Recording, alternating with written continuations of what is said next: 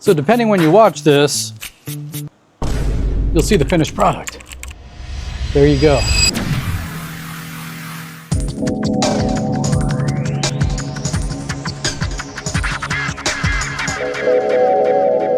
Hey everybody, welcome back to the channel. I'm Scott with Etches, and today we're working on VINGLACE wine bottle chillers. These are another real popular item over this past holiday season. Companies are using them as fantastic gift ideas, and today we're going to be engraving about 6 of them here to use as gifts for a client of ours. So follow along, check this out. VINGLACE wine chiller engraving. Here we go.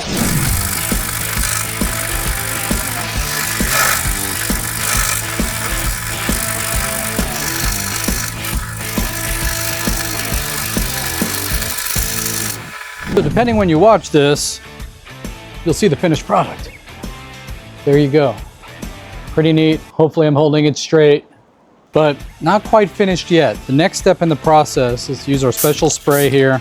If you're curious about it, shoot a note in the comments. We'll tell you what it is.